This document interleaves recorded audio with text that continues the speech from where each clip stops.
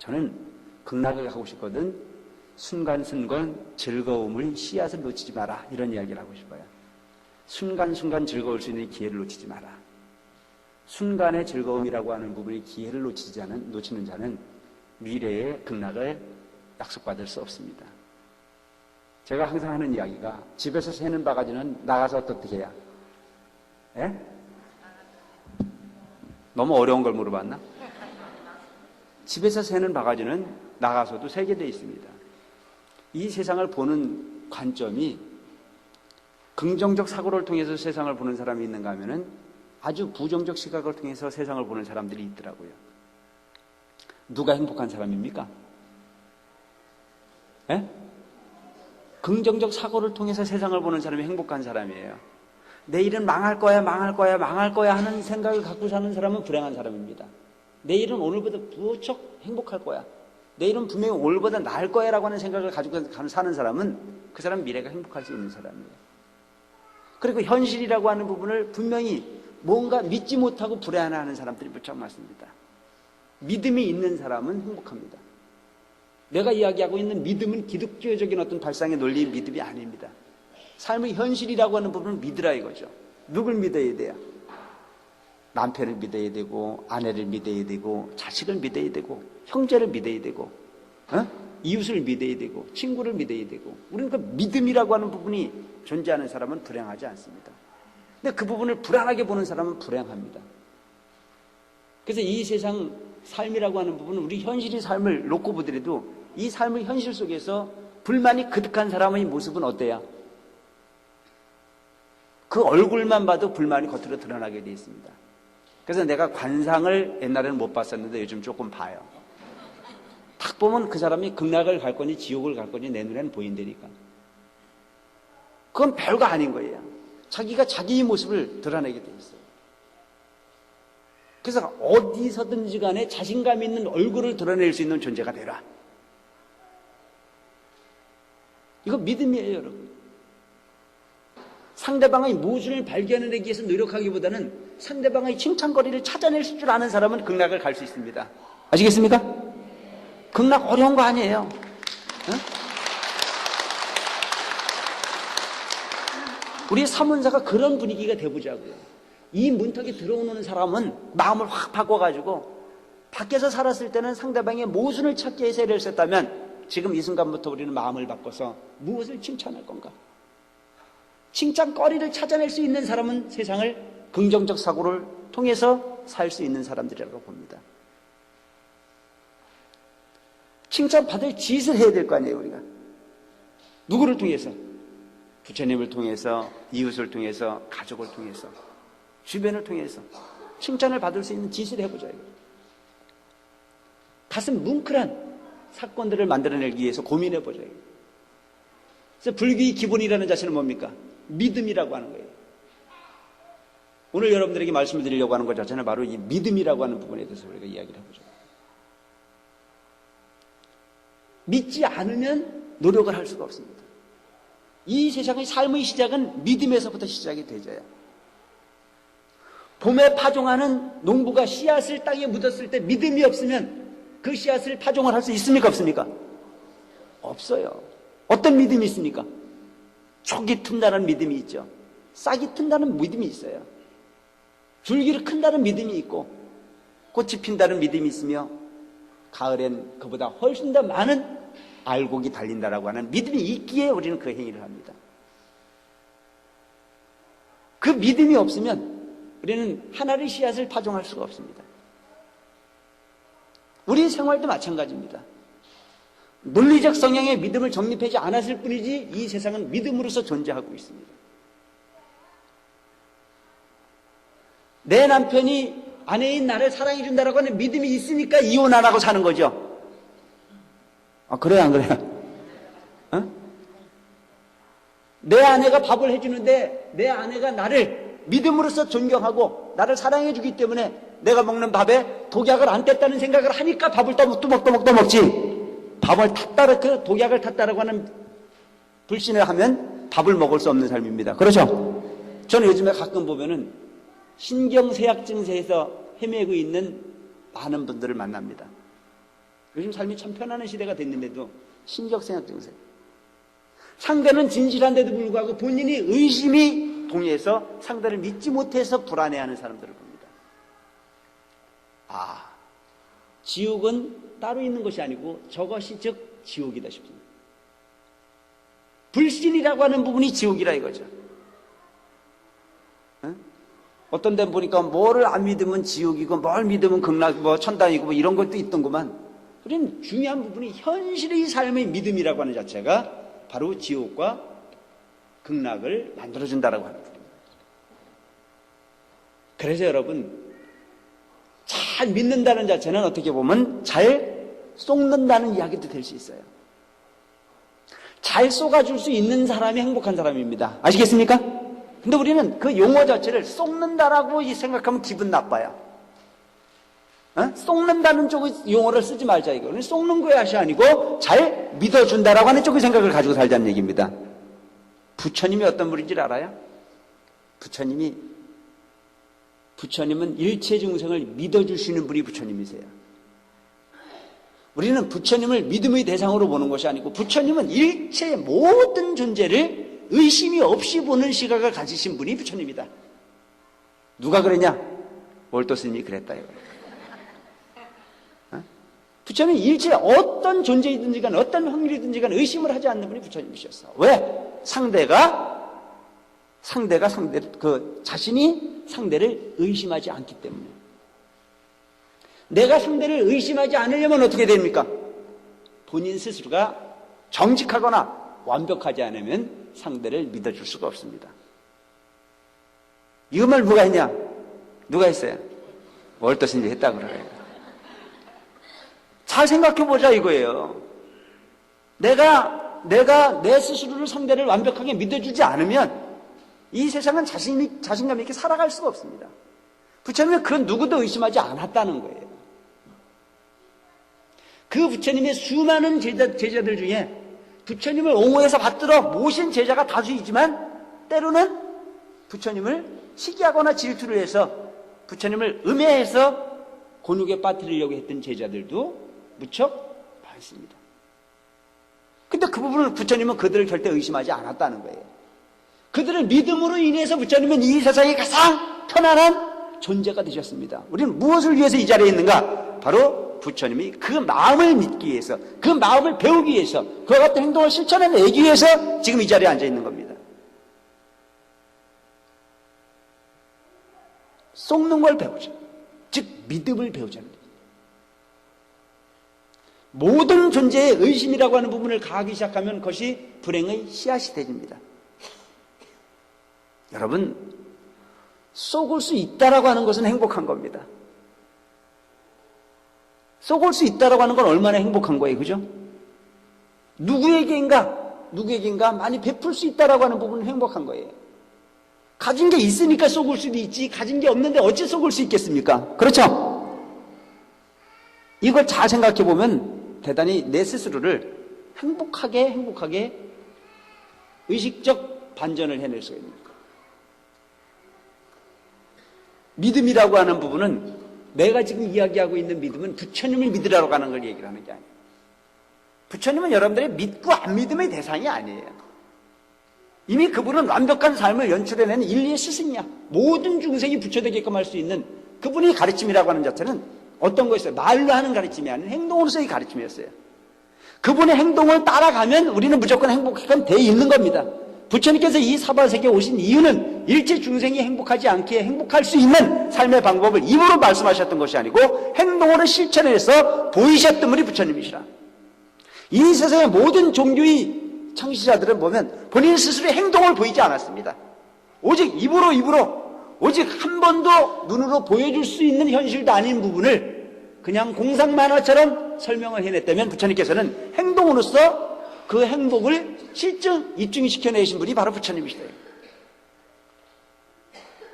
그 마음을 배우고 그 행동을 배우고 그 행복해질 수 있는 가장 기본을 부처님께서는 믿음이라. 부처님을 행동을 믿거나 부처님의 모습을 닮으라고 하는 이야기가 아닌 뭘 믿으라는 거예요? 현실의 삶을 부정하지 않는 긍정적 사고의 믿음을 가지라는 얘기였습니다.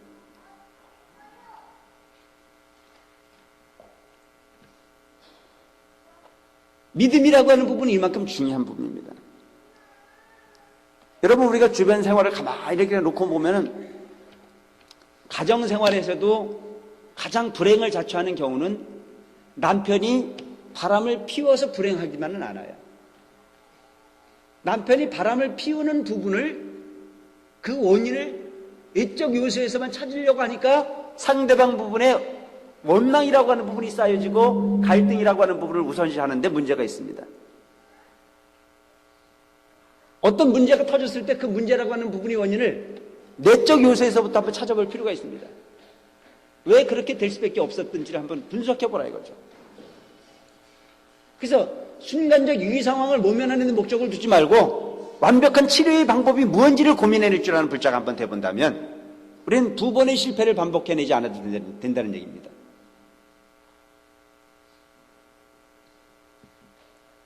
스스로의 행동을 점검해 볼 수 있는 삶을 만들라고. 그래서 되도록이면 상대가 나를 믿게끔 하는 행동을 먼저 만들어라 이거죠. 근데 내가 가끔 그걸 연구를 많이 해. 왜 바람을 피울까? 문제는 남자 마음 변하는 것만 생각을 하지 자기 자신이 변한 걸 생각을 안 합니다. 남자가 변했다는 것만 생각을 하지 자기 자신이 변한 걸 생각을 안 해요. 그래서 요구를 하는 건 뭘 요구를 하냐면은 결혼하기 전에 잘해줬던 것만 맨날 꿈을 꾸는 거예요.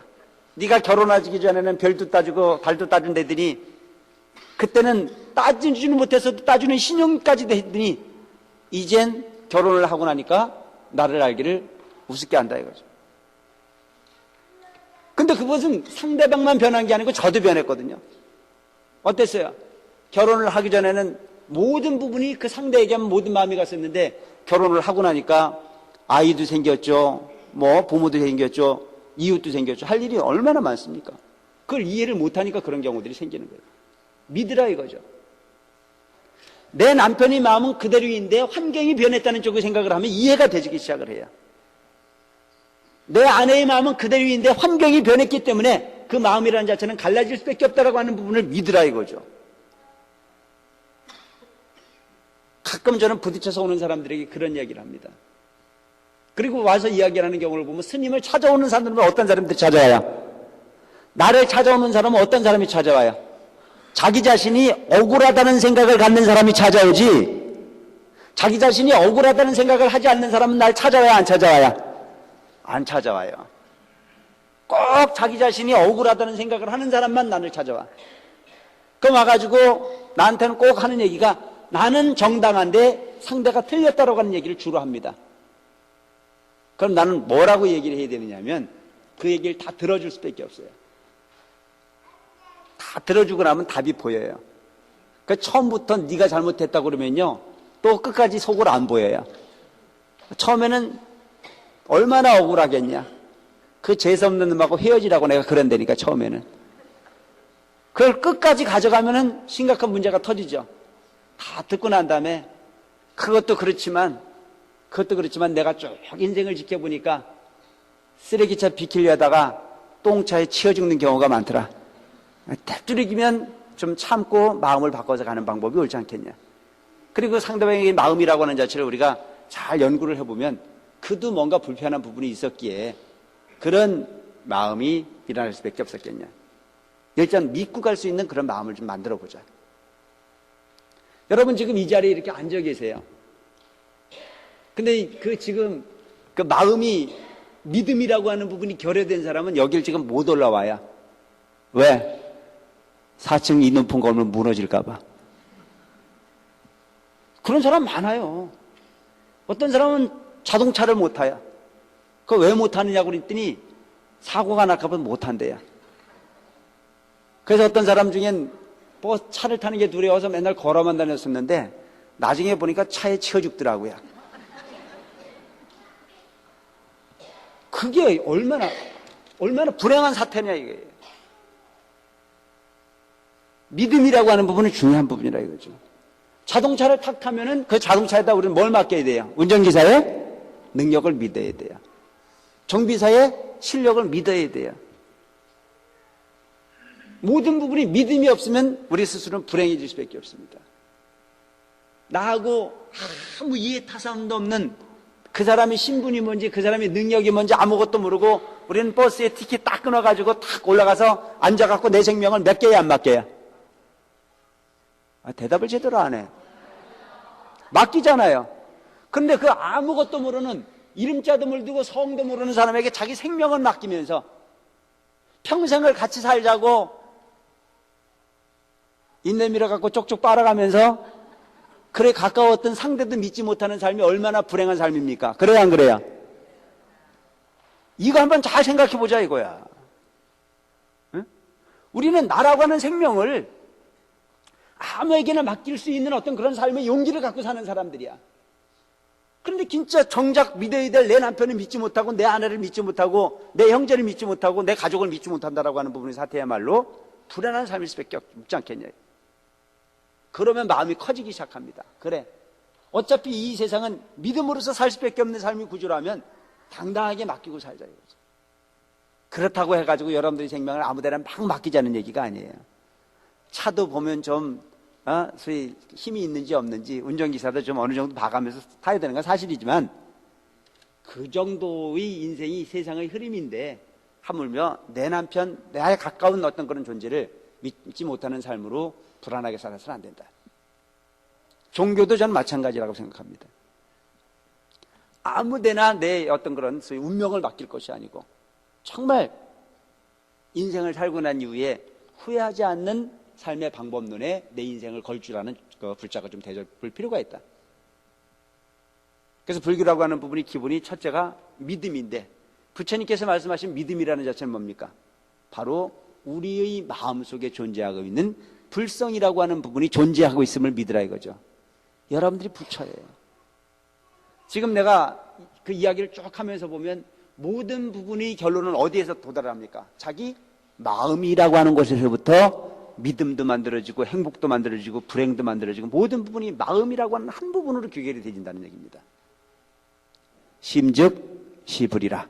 즉 마음이 즉 부처라고 하는 사실을 잊지 마라. 여러분들이 스스로가 부처임을 절대 망각하지 말라는 이야기입니다.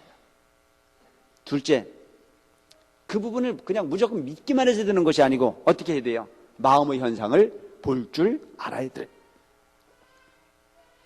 혼이 무엇인지, 육신이 무엇인지, 근본이 무엇인지 그 이치에 대해서 이해를 해야 된다. 부처님을 믿되 부처님이라고 하는 부분이 가르침이 무엇인지를 분명히 이해해야 할 줄 아는 불자가 되라.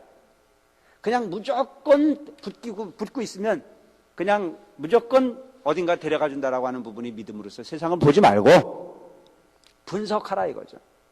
내 마음에 불성이 있다라고 하는 것은 믿지만 그 불성이라고 하는 부분을 어떻게 키워갈 건지, 어떻게 해서 미래를 개척해 갈 건지를 분석해낼 수 있는 이해력이 필요하다는 얘기입니다. 그것이 어떤 거예요? 바로 수행이요. 그것이 바로 공덕이요. 즉 보시요. 그래서 수행과 보시를 함께 하라고 하는 가르침을 잊지 말라는 얘기예요. 세 번째가 행이라 이거예요. 내가 불교를 공부를 하고 부처님 가르침을 공부를 해보고 나니까 복과 지혜를 완성하는 게 불교라고 들었는데, 어떻게 하는 것이 복을 짓는 것이요, 어떻게 하는 것이 수행, 즉 지혜를 얻는 것이냐라고 하는 부분이 목표를 정했거든. 그 방법을 얻었거든. 그냥 그것만 이해를 하고 있으면 아무 가치가 없어요. 농사를 짓는 방법을 배웠거든. 농사를 지어야 되는 거지. 농사를 짓는 방법만 끌어안고 있으면 아무런 가치가 있어요, 없어요? 없어요. 그래서 농사를 짓는 것도 여러분 배워서 농사를 지어야 돼요. 남이 하는 것만 따라서 해가지고 소출이 크지를 않습니다. 농사를 짓는 방법을 알아야 돼. 그냥 어리석은 놈은 땅에다 심고 그냥 무조건 씨앗만 넣어서 물만 주면 크는 걸로 알고 있지만, 지혜로운 사람은 안 그렇습니다. 그 식물이 필요로 하는 영양분은 어떤 건지, 비료는 어떤 걸 줘야 되는지, 퇴비는 얼마만큼을 써야 되는지, 물은 얼마만큼 적당하게 줘야 되는지, 이런 부분을 다 분석해서 농사를 짓는 사람은 가을의 결실이 풍요롭습니다. 그렇죠? 무식한 사람이 농사를 짓는 부분은 그런 부분을 하나 분석하지 않습니다. 그래서 그 식물의 특성이라든가 그 땅의 특성 같은 것을 일체 파악하지 않고 그냥 힘만 들이는 거예요. 무식하게 땀을 흘렸지만 가을의 결실은 없습니다. 불교를 하되 무식하게 하는 것보다는 방법을 알고 가라 이거죠. 내가 하는 행위는 공덕을 짓는 것인지 마음의 수행을 하는 것인지를 그 장르를 분명히 알고 가라 이거죠. 이걸 구분 못하는 사람들이 많이 있어요. 그저 스님한테 퍼다만 주면 복이 되는 줄 알고 그냥 퍼다 주는 거야. 스님 옷도 사다 주고 용돈도 주고 그래 놓고 앉아가지고 내가 중한테 갖다 다 바쳤는데 왜 안 되냐 이거야. 그거야말로 어리석은 거라 이거죠. 분명히 내 주머니에서 나오긴 나왔는데 이게 어디로 갔느냐라고 하는 건 대단히 중요한 거 아닙니까? 그렇죠? 보시라고 하는 부분이 퍼준다고 해서 무조건 보시가 아니야. 그래서 보시를 하되 삼륜청정이라 세 가지를 청정하게 볼 수 있는 눈을 떠야 된다. 그 세 가지가 뭐냐? 첫째, 보시를 하는 사람. 둘째, 보시를 하는 물건. 셋째, 보시를 받는 상대를 볼 줄 알아야 돼. 보시를 하는 내 마음이 중요해. 내 마음이 어떤 마음이어야 돼? 깨끗한 마음이어야 돼.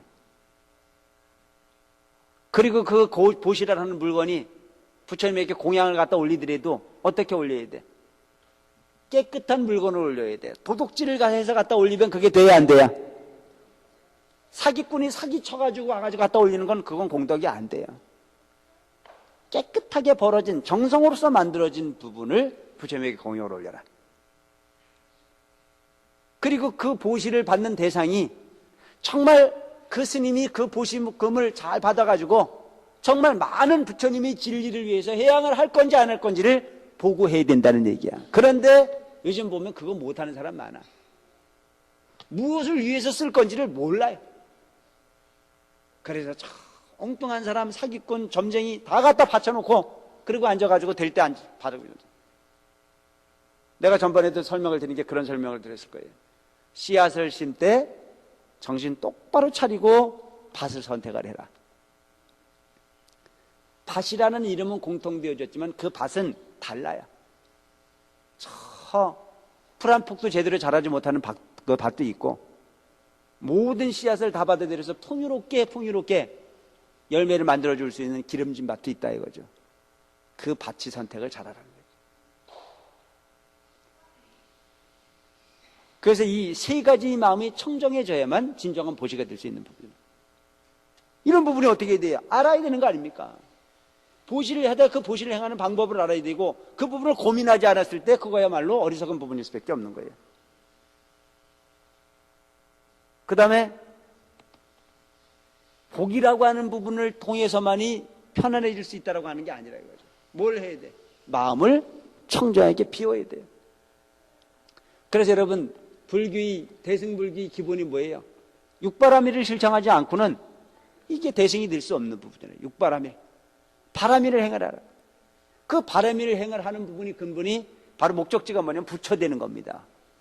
지혜를 완성하는 데 목적이 있는 거예요.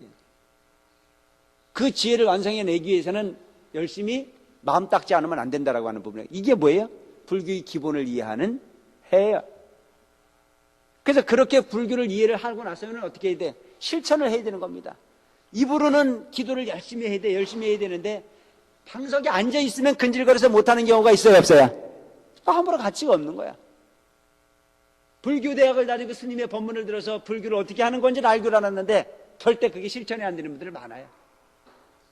보시를 한다라고 하는 걸 배우긴 배웠는데 부처님께는 공양 좀 앞으로 올리려고 그러면 그때마다 생각이 떠오르는 게 요걸 아끼면 우리 아이 돈을 몇 푼 더 줄 수 있는데 요걸 아끼면 우리 마누라 뺑기를 하나 사다 줄 수 있는데 생각이 나서 그 좋은 일을 할 수가 없습니다.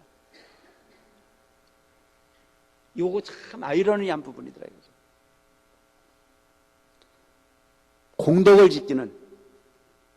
공덕을 짓기란 낙타가 바늘구멍을 통과하는 것처럼 어렵다라고 하는 표현을 한 게 있어요. 참 어려운 부분이거든요.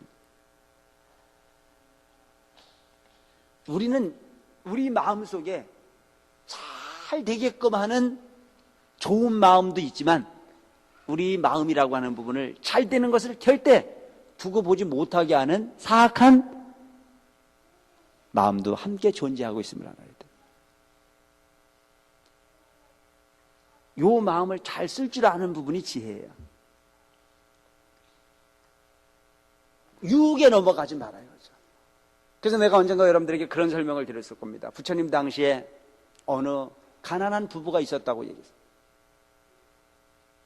부처님께서 일체 중생에게 공양을 받았던 이유가 뭐라고 생각하세요? 떼거리가 없어서? 아니 이거 그냥 그거 너무 어려우니까 지금 이 얘기만 해요. 우리 사문사 얘기만 하자고요. 사문사의 주지스님이 초파일이 되면은 등을 기라고 이야기를 하고 공덕을 지라고 이야기를 하는데 스님이 떼거리가 없어갖고 그거 하겠습니까? 아니잖아요. 그죠? 이것은 부처님 가르침 그대로예요. 바로 그 물질이라고 하는 부분은 한낱 중생의 마음을 선하게 만들어가는 한 방편일 뿐입니다. 내가 이 절을 짓고 이 사찰을 운영을 하고 이렇게 하지만 나는 내일 모레라도 뚝 떠날 사람이에요. 여기 머물러 있을 사람이 아니야. 착각하지 마라 이거예요. 스님한테 잘하는 거 아니야. 스님한테 잘 보이려고 시주하고 스님한테 잘 보이려고 등을 키고 하는 건 아무런 의미가 없습니다. 아시겠습니까? 스스로의 공덕이 되게끔 하기 위해서 마음을 내라 이거죠. 스스로를 이익되게 하기 위해서. 누구를 위해서 하는 건 절대 아니에요. 여러분들이 올리는 공양금, 여러분들이 올리는 시주금 내가 먹는 거 하나도 없어요.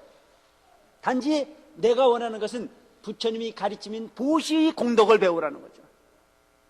나눔을 배우라는 얘기예요. 진리를 위해서 희생할 줄 아는 큰 마음을 배우라는 얘기예요. 씨앗을 넣되 여러 가지 밭이 있지만 그 밭 중에 가장 기름진 밭에 씨앗을 넣으라고 내가 이야기하고 있는 것뿐이라는 얘기입니다. 아시겠어요? 이것은 왜 씨앗이 될 수 있는가? 불교를 모르는 사람에게 불교를 가르칠 수 있는 부분으로 해양이 돼지기 때문입니다.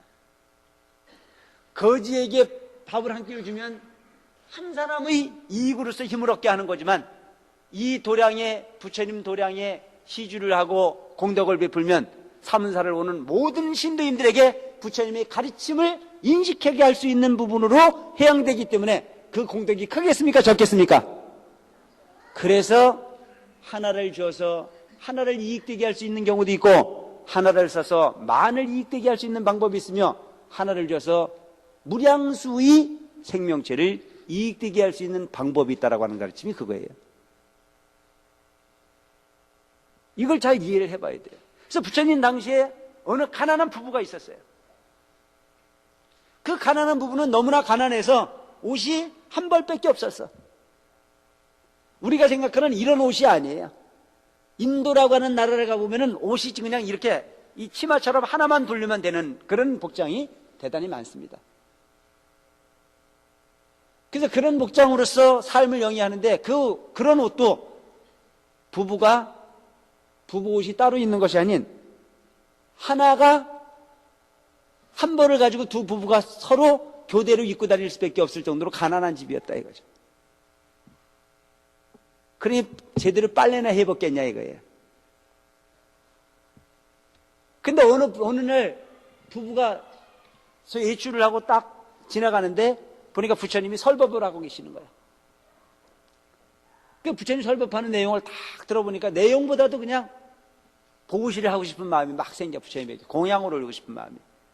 여러분들도 가끔 그렇잖아요, 그죠? 분위기라는 게 참 희한해요. 어느 날 절에 이렇게 와보면은 참 뭔가 부처님에게 시주리도 한 푼 하고 뭐 이렇게 하고 싶다라고 하는 느낌이 들어질 때가 있지 않습니까? 그게 사람 마음이에요. 그 보시를 하고 싶은데 찾아보니까 보시할 때 아무것도 없어요. 그 자기에겐 딱 부부가 교대를 입고 다니는 옷 한 벌밖에 없으니까 이걸 할까 말까 망설였어.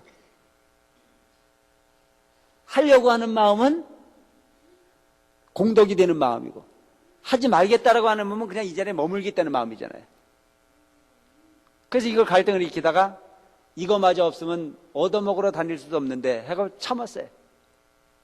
그 이튿날 또 부처님에게 그와 같은 마음이 생겼어요. 이걸 보시를 할까 말까. 3일 동안을 갈등을 하다가 마지막 날 옷을 벗어가지고 부처님에게 확 던졌어요. 그리고 이 가난한 부부는 기쁘게 소리쳤습니다. 이겼다. 이겼다. 뭘 이긴 겁니까? 갈등으로부터 자기가 이겼다는 거죠. 그 이겼다라고 하는 소리가 세상에 가장 행복한 소리로 들렸습니다. 행복했겠죠, 여러분. 그 행복한 소리를 지나가던 왕이 들었어요. 왕이 뭐라고 이야기를 해요? 세상에 내 백성 중에 저렇게 행복해하는 백성도 있느냐? 누가 그 행복의 주인공인지 한번 가서 찾아봐라. 신하를 보내서 그 사람을 찾아보니까 꼬질꼬질 옷 한 벌 가지고 부부가 교대를 입고 살았던 아주 가난한 사람이 뻘거벗고 앉아가지고 행복하다 그러니까 얼마나 웃겼겠어. 그 왕에게 와가지고 그 소위 진리를 이야기를 했더니 왕이 세상에 내 백성 중에 저렇게 착한 백성도 있었느냐? 그에게 뭐를 내렸겠습니까? 그냥 뭘 내렸는지 모르지만 어쨌든 상을 내렸다 그래요. 그래서 그는 갑자기 그 가난으로부터 소위 큰 부자가 돼서 행복한 삶을 영위했다라고 하는 얘기. 이건 실질적 이야기인지 아니면 그냥 의도적 꾸며진 이야기인지는 모르겠지만 시사하는 바가 저는 대단히 크다고 봅니다. 우리는 때거리가 없어서 공양을 못하고 때거리가 없어서 부실을 못하는 사람은 별로 많지 않습니다. 삶에 집착이 강하기 때문에 부실은 어려워질 수밖에 없는 거죠. 그래서 여러분, 부자가 공덕을 짓기란 정말 낙타가 바늘구멍을 통과하는 것보다 어렵다라고 하는 말에 저는 적극 동의를 합니다. 제일 중요한 것은 십시일반의 정신이 중요한 거예요. 얼마를 만들어 놓고 난 다음에 부실을 하겠다는 생각을 하기보다는 그저 나는 생활 속의 일부를 부처님에게 공양 올려 살겠다라고 하는 마음을 가지고 살면 그 사람이 가장 행복한 사람일 수 있고 떳떳한 사람일 수 있습니다. 근데 우리는 그렇지가 않습니다. 저한테 가끔 상담하러 오는 사람들이 그런 사람들이 사업하고 하는 사람들이 와요. 와가지고 하는 얘기가 뭐라고 하냐면 스님 한 방만 이루어지십시오.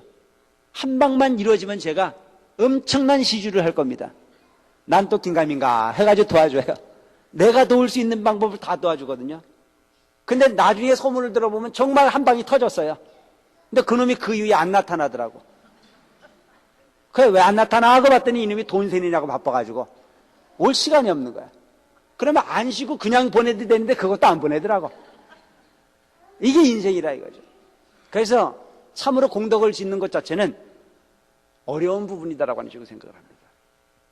난 사문사 이 도량이 어느 절보다 위대하다고 느끼는 부분이 하나 있습니다. 그건 뭐냐면 우리 친천지에게 큰 부자가 사문사를 다니진 않습니다. 이 사문사에 큰 부자가 있어가지고 억대씩 갖다 시주를 하는 사람은 없습니다. 단지 10,000원짜리 등 하나 시키라고 그러면 7, 8천 명이 다 같이 접수를 해주고 할 수 있는 저력을 갖고 있기 때문에 난 사문사가 힘이 있다고 보고 사문사에 다니는 모든 신도들이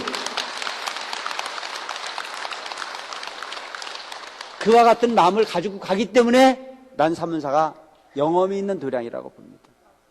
염력이라고 하는 자체는 누가 만들어주는 게 아닙니다.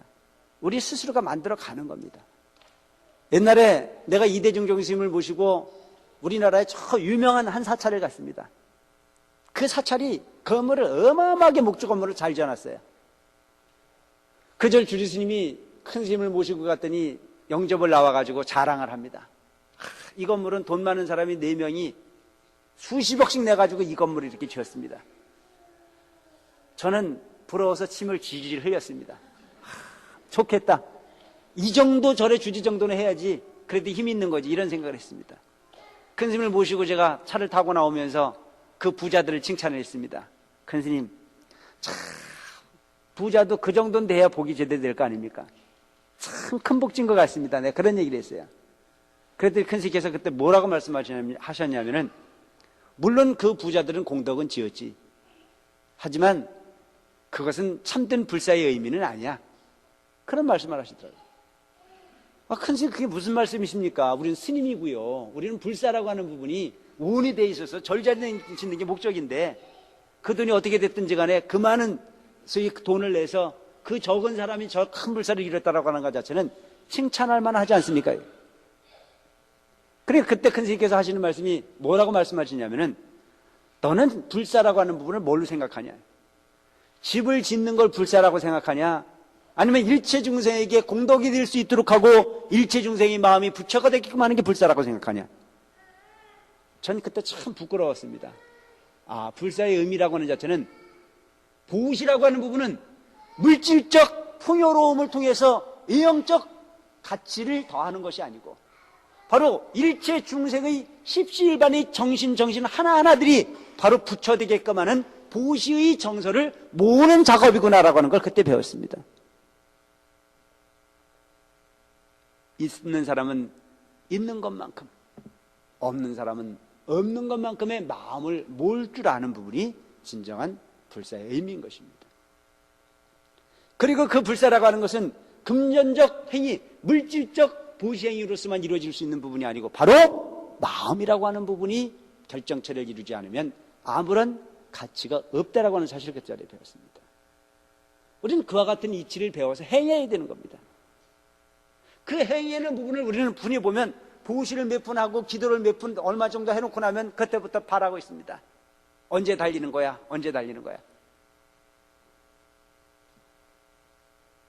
소원이 있어서 시주 몇 분 해놓고 소원이 있어서 기도 며칠을 하고 난 다음에는 그때부터는 기다립니다. 그래서 그것이 자기가 맞아떨어진 그 시기에 그 목적이 달성되지 않으면 그때부터는 이별을 내물기 시작합니다. 월도 스님 말도 뻥이고 부처님 말도 웃기는 말이라고. 때가 되면 열매는 당연히 달리게 돼 있는 것이 부처님 가르침임을 절대 잊지 말라는 얘기입니다. 알겠어요? 부처님 가르침은 띄어먹는 법이 아니에요. 반드시 열매는 달리게끔 돼 있으니까 절대 의심하지 말라는 얘기입니다. 단지 내가 한 행위로서 열매를 미리 상상하지 말라는 얘기입니다. 이 말 이해하는지 모르겠어요. 에?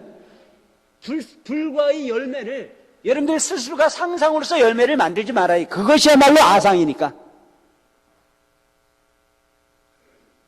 여러분 농사를 지을 때 씨앗을 심어놓고 난 다음에 가을에 열매는 이렇게 달려야 된다고 정의하지 않습니다. 그냥 묵묵히 믿음을 가지고 가꾸다 보면 열매는 실망을 주지 않고 달리듯이 불과라고 하는 부분도 바로 그렇다는 사실을 잊지 말아요. 우리는 그림을 크게 그리자고요. 부처님이 가르침인 육바라밀을 실천을 하고 정말 내 마음을 수행으로서 일관을 해서 노력을 하다 보면 우리는 분명히 열매가 달리되 앞에 있는 부처님 같은 열매가 달릴 거라고 하는 생각을 절대 의심하지 말라는 얘기입니다.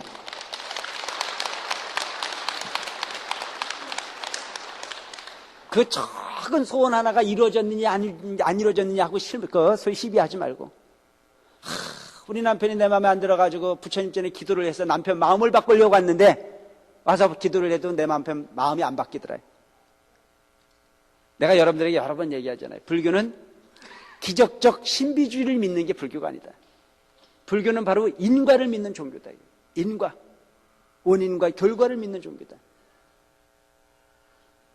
그 인과를 분석해낼 줄 아는 지혜가 필요하다고 하는 거예요. 기적주의에 따라서 빠지지 말고 신비주의에 따라갈 줄 아는 어리석음이 아닌 진정 노력한 만큼의 대가, 그 대가를 의심하지 말자라고 하는 쪽의 생각을 가지고 노력을 하라는 얘기입니다. 그리고 이미 본인 스스로가 나는 이만큼 했으니까 이런 열매가 달릴 거라고 하는 부분이 상상해서 빠져나올 줄 아는 불자가 되라. 우리 회장님께서 방금 전에 계열사를 하시면서 중국을 다녀오셨다고 그랬어요. 저는 이제 요즘에 그 춘천이 사문사가 38주년이라고 하는 어떤 그런 기념 법회를 했는데 그 38년에 제가 4분의 1 이상을 이 지금 사문사에 살고 있지 않습니까? 그죠?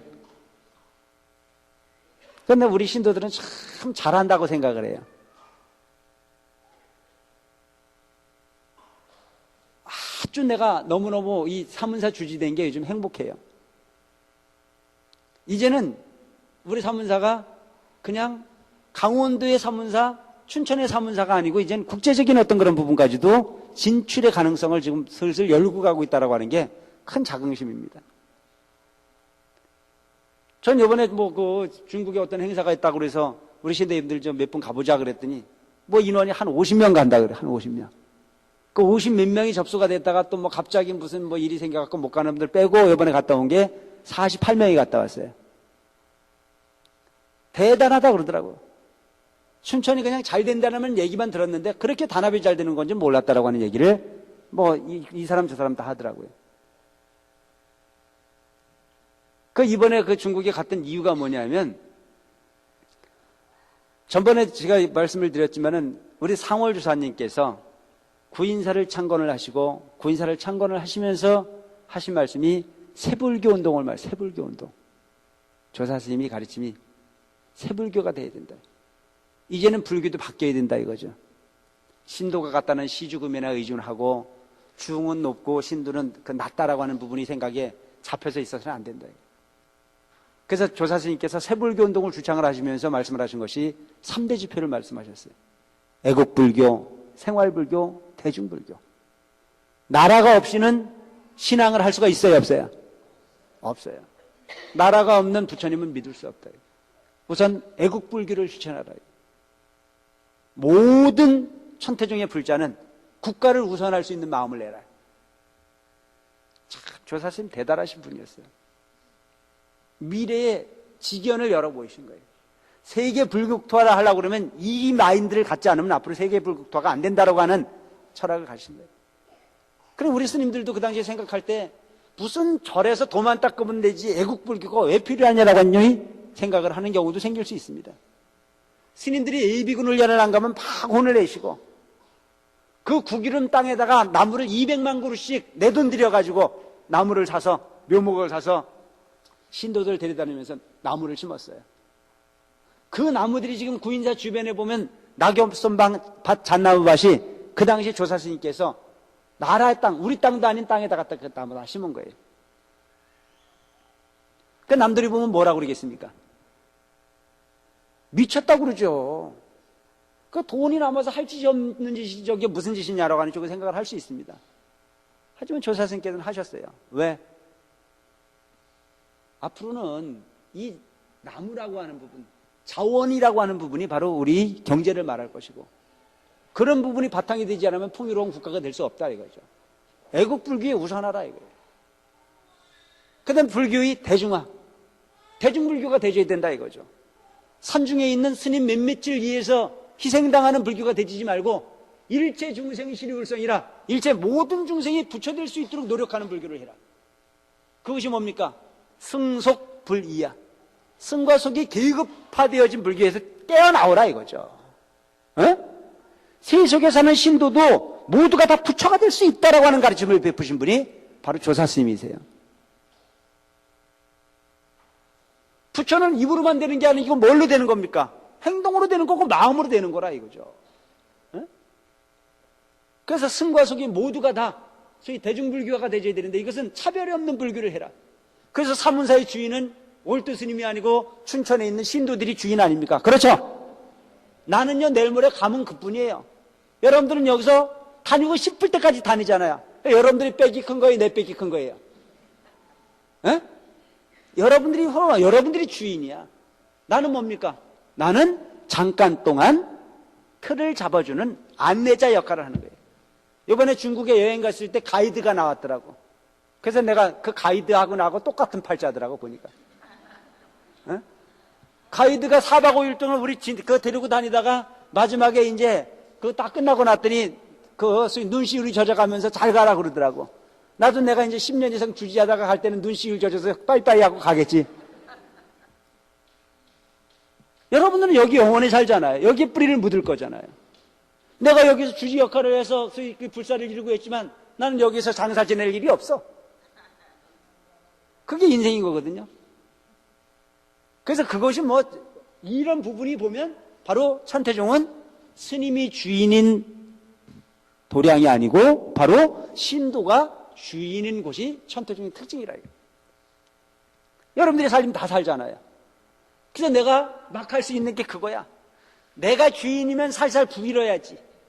여러분들이 올리는 시주금, 여러분들이 와서 생활하는 모든 부분들이 다 나를 위해서 하는 거라면 내가 여러분들에게 종처럼 굴림을 해야 돼. 여러분들이 주인이기 때문에 나는 큰소리 칠 수 있어. 왜? 주인이 주인으로서 해야 주인이지. 그래 안 그래? 그러니까 큰소리 칠 수 있는 거야. 내가 주인이 아니고 여러분들이 주인이니까. 와서 등 다르라 이거야. 여러분들 와서 설거지 하라 이거야. 여러분들이 이 절이 여러분들이 집 주인인데 왜 이렇게 청소를 안 하고 상태가 이렇게 불량하냐 이게. 내가 말할 수 있어요 없어요? 있어요. 난 여러분들에게 분명히 얘기하지만 난 여러분들의 비유를 맞추는 존재가 아니에요. 여러분들이 주인임을 자각시켜주는 역할을 하는 안내자일 뿐이라고 하는 걸 잊지 말라는 얘기입니다. 우리 주지 스님은 뭐 이래저래 얘기할 거 없습니다. 그냥 스님은 가이드 역할만 잘하면 되는 거예요. 극락가는 방법이 이거고 마음을 쓰는 방법이 이거니까 이대로 하십시오 라고 하는 얘기를 강하게 할 수 있는 부분이 저라고 생각해요. 저 대한민국 주주 중에 제일 당당한 게 올도 스님이야. 가진 것도 없는 게. 논리가 그렇지 않냐 이게. 그래서 대중불교라고 하는 부분은 모두가 다 부처가 될 수 있는 자각의 현상, 불성의 성품을 존재하고 있다고 하는 사실을 잊지 말아요. 그게 대중불교라. 스님의 씨앗이 다르고 세속의 중생의 씨앗이 다르지 않아요. 똑같은 불성을 가진 존재라고 하는 주인공이라고 하는 사실을 잊지 말아요. 그 다음에 생활불교라 이거예요. 즉 생활적 불교가 될 수 있어야 되는 거예요. 세속에 사는 신도이기 때문에 나는 기도를 못하고 절에 있는 스님이기 때문에 부처님 가까이 있다는 생각에서 깨어나오라 이거예요. 주경야선이라 낮에 움직여서 일을 해서 공덕을 짓고 저녁에 앉아서 수행을 해서 즉 지혜를 완성하라 이거예요. 생활 속에서 얼마든지 출가불교가 아닌 세속불교에서 얼마든지 성불을 할 수 있는 방법이 있습니까 없습니까? 그 방법의 하나로서 우리 천타중 모든 사찰은 24시간 앉아서 생활하는데 불편함이 없도록 만들어져 있다. 이게 참 과거에 잘못된 폐습에서 우리가 빠져나와야 되는 거예요. 부처님은 반드시 마룻바닥에 모셔야 된다 라고 하는 공식이 어디 있습니까? 공식이 있어요 없어요? 부처님은 참 마룻바닥에 모셔야 된다. 그리고 부처님 옆에 엎드려 절할 때는 참 마룻바닥에서 엎드려 절을 해야만 된다 라고 하는 공식이 있어요 없어요? 참 안타까운 부분들입니다. 내가 이번에 중국에 가보니까 중국 부처님은 신발을 신고 절을 하더라고. 중국 부처님은 우리처럼 우리는 신발을 신고 절을 하면은 방정맞다고 난리가 날 겁니다. 그죠? 그래 안 그래요? 근데 중국에 가보니까 중국은요 그냥 신발 다 신고 이런 마룻바닥에 엎드리는 것도 아니고 그냥 뭐 요런 방석 같은 거 하나, 방석도 제대로 된 방석도 아니야. 엎드려서 쭉 받고 싶은데 그것도 못해. 요래가지고 그냥 고개만 까딱까딱하고 말더라고. 문화입니다, 문화.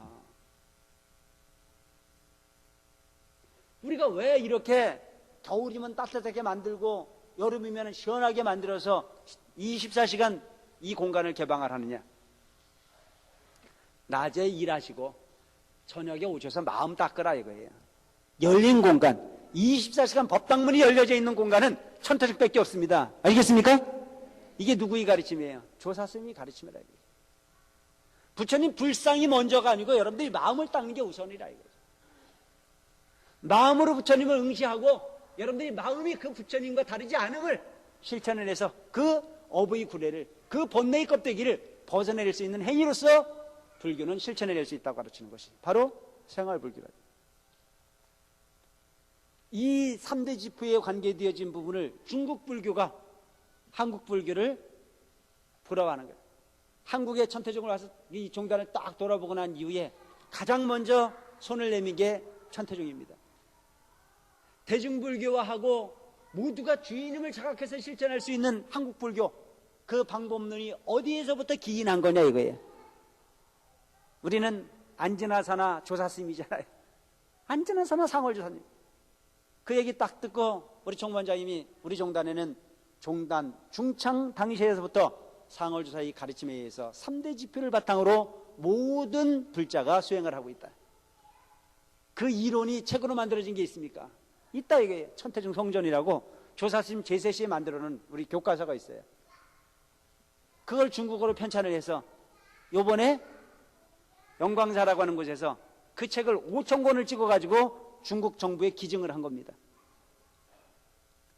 그 역사적인 행사를 하는 부분에 사문사의 신도들이 반을 채웠습니다. 반을.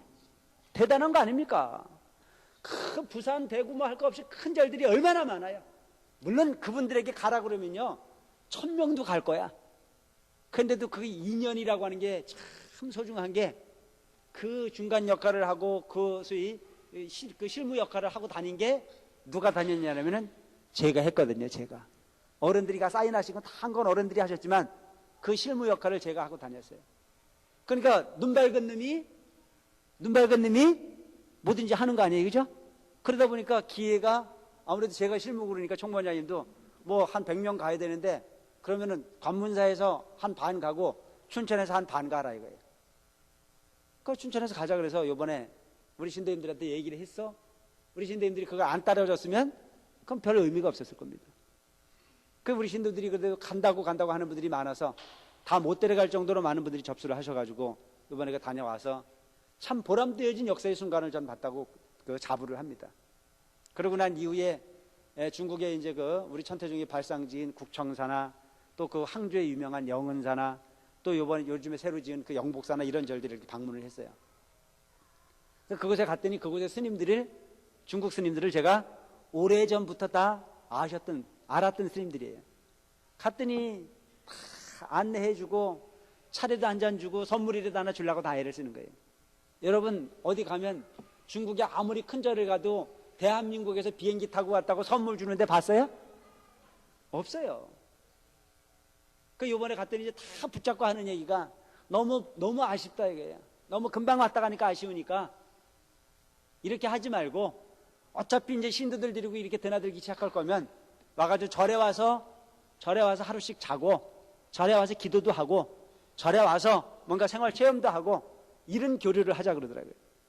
그 옛날 같으면 내가 그런 얘기를 하면은 그런 얘기를 받아들일 수가 없었어요. 왜?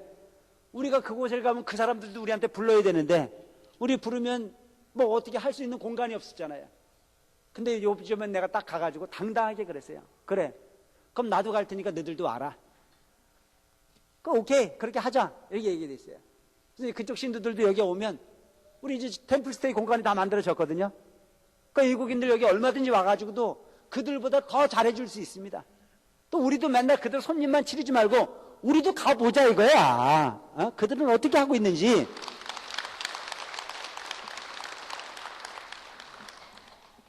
그래서 아마 일반적인 어떤 그런 여행사를 통해서 가는 여행하고는 다른 성지순례의 개념이 아마 내년부터 우리 사문사에 도입이 되지 않을까 싶은 생각을 합니다.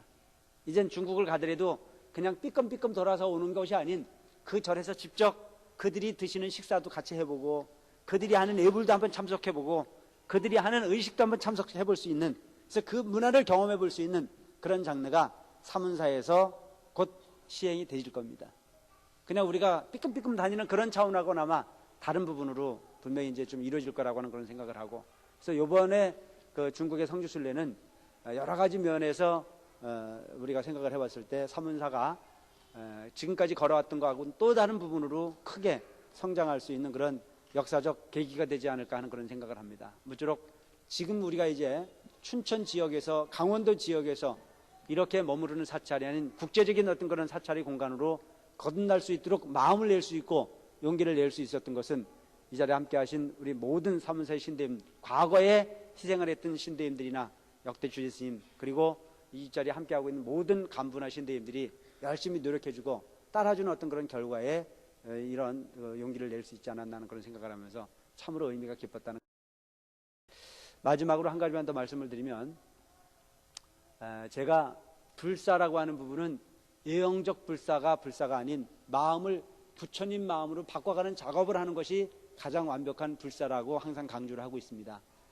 그런데 요번에 그 10월 21일 날 저녁에 여러분들이 그 합창단 공연을 보셨을 겁니다. 보셨죠? 그 공연의 내용이 뭐였습니까? 부모 은중경이었습니다.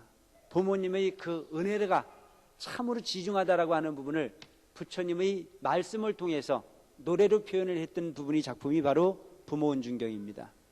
저는 그 작품을 보면서 대단히 큰 감동이 있었고, 이 세상의 삶을 지탱해 주는 것은 우리가 노력을 해서 그 결과물을 따먹는 것도 중요하지만 그 부모의 은혜가 없었다면 난 이 세상에 존재할 수 없었다라고 하는 부분, 그 은혜를 갚을 수 있는 방법의 하나로서 노래를 부르고 그 부모님의 은혜를 찬탄하는 것도 중요하지만 바로 그분들에게 세상의 삶에 큰 복이 될 수 있고 큰 좌표가 될 수 있는 부분은 부처님 가르침보다 더 큰 건 없다는 그런 생각을 했습니다.